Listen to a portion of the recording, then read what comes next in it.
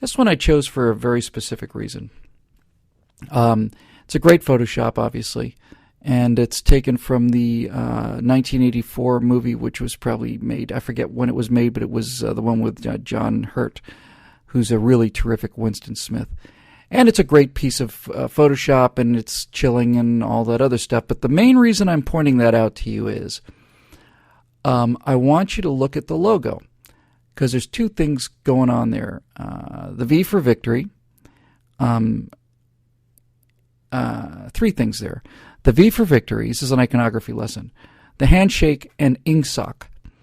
The V for victory is there because this is Ingsoc. And what is Ingsoc? Ingsoc is English socialism. If you read 1984, the name of the government is Ingsoc, English socialism. You know, most kids reading 1984 today are convinced it's a right-wing takeover. They think it's the conservatives that took over. No.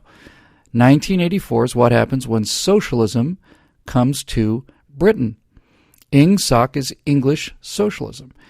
And it's interesting, isn't it, that you've got the white hand and the black hand shaking hands, that they're using this idea of racial solidarity and international solidarity and all of these other things to sell you on this mass murdering tyranny. The V for victory is there because V for victory is very British. At the height of Britain's power, the V for victory was something Churchill held up all the time, and I was told by FDS man that it was actually made in 1984. The movie was made in 1984. The book was written in 1948. That's how he got the title 1984, just inverted the last two letters. It's when Orwell wrote it in 1948. And I bring this up only so that you don't let anybody else get away with it. You do not let anybody tell you that 1984 was about fascism or the right wing, or it is fascism, obviously, but the right wing or conservatism. It's the left. It's what happens when socialists take over. And if you don't believe me, have them look at this picture or have them read the word Ingsoc, which means English socialism. It's English socialism. This is what happens when you get totalitarian power in the hands of the state. And they put the black hand shaking the white hand as all part of the wonderful, wonderful, wonderful, wonderful, wonderful moral advantages of this horror and nightmare that's cost so many millions of lives. And that's how they sell it to you. Now, this particular thing looks very Soviet and very Nazi with the black and the red and the strong colors and the strong fascistic towering monolith. That's what Soviet architecture was designed to inspire in people, and Nazi architecture too. Massive quality to the architecture was designed to make the individual seem insignificant and non-existent. The opposite of communism is not Nazism. The opposite of communism and Nazism is individuality and individualism and limited government. I think Jonah Goldberg's exactly right. Communism, which is, the Union of Soviet Socialist Republics, it's not the Union of Communist Republics. They called themselves socialists. The communists and the National Socialist German Workers' Parties, the Nazis, were both socialists, and both believed in a big state, both believed in a single leader, both believed in cradle-to-grave benefits, both believed in gun control, both believed in all of these things. They were just virtually identical.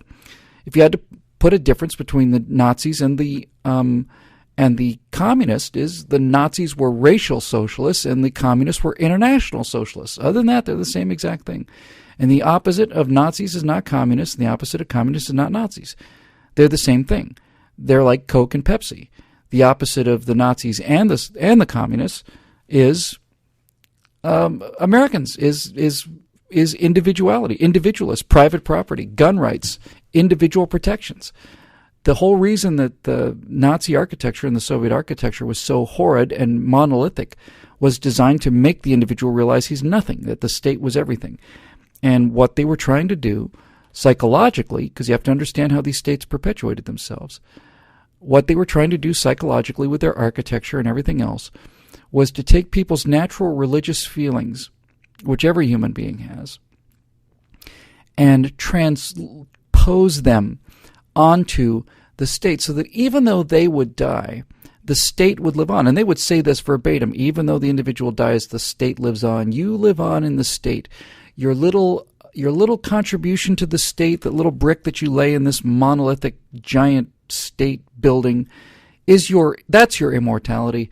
It's not individual life after death with your friends, but you do contribute to the state, and the state lives forever. So that's your immortality, and that's how it works. So pick that last picture just so we know that next time you see 1984 being referenced by anybody, remind them Ingsoc. It's socialism. It's dear leader, or big brother, or the Fuhrer.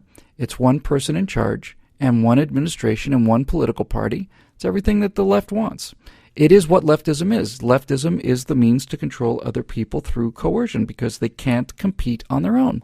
Simple.